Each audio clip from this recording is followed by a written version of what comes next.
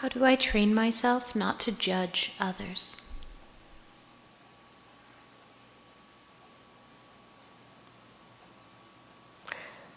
I feel like Mahatma Gandhi right now. This is a cop-out, but I'm sure most of you know the story when the mother brought the kid to Mahatma Gandhi and said, he eats way too much chocolate. You have to tell him to quit eating chocolate. And Mahatma Gandhi said, okay, but bring him back in a week and I'll speak to him then. And the mother brought the kid back in a week and Mahatma Gandhi said to him, you should not be eating so much chocolate. The mother said, if you were just going to tell him that anyway, why did I have to take him away and then bring him back? And Mahatma Gandhi said, because I myself first had to quit eating chocolate. Yeah, this is very hard. That's not the answer to the question, but I just need to be honest.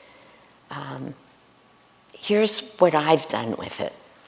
What I've done with it is take Master at his word that we don't have control over the first thought that comes into our minds. Remember I said that, I think, back with question number 1 or close to it. But after that, we have to take control. You know, it's so interesting. I never finished that answer. Now, I don't know who's still with us, who was with us at question number 1, but I have to interrupt myself because the answer that Jyotish gave to me, did I say this? When he said, tell the person that the instant the thought comes into their mind, right then, they have to start thinking about God. The first instant they find themselves thinking about this behavior that they want to do, that was back a lot of questions ago, right then, try and raise your energy to think about God.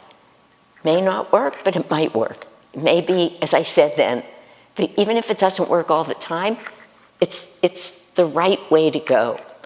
So, I'm so glad that happened now and not at 1 o'clock tomorrow morning. The answer is, for me, the same here. It's all of our practice. It's everything we're doing.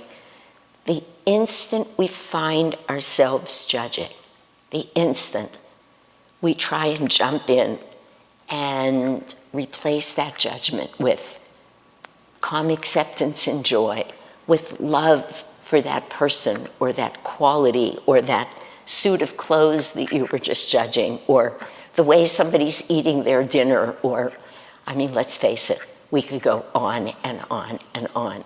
I was just saying in a talk yesterday, science now knows that we have tens of thousands of thoughts in a day. And the way our brains are wired initially is that 75 to 80% of them are negative. Many of them judgmental. Meditation begins to change that. It literally changes the neurophysiology, the neurobiology. So that's good news. The truth is, the more we practice means all of our practices, chanting, and energizing, chanting, meditating, saying mantras, affirmation, satsang. The more we do all of that, the less inclined we are to judge, because judgmentalness comes from all of that fearful, emotional, egoic consciousness. There's no judgment in soul consciousness. So the more we bring ourselves to a place of soul consciousness, the less we judge. But whenever we're still judging, we have to develop a practice. This is another practice. Say to yourself, the instant I become consciously aware that I'm judging, I'm going to take myself away from it and into a higher thought. That is not easy, not just because of the awareness, but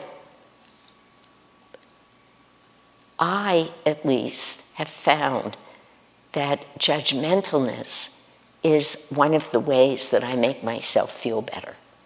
We judge others so that we can feel better about ourselves. I don't do that. Or, oh, look at how they're doing that. It's really all about us. So it's not so easy to give up. That ego has a hold on us. It's embarrassing for me to even have thinking the way I'm thinking right now, some of the ways that I do it. I just feel like, oh dear. But the best I can do, as soon as I'm aware of it, offer it up to God, bring myself back to a place of non-judgmentalness.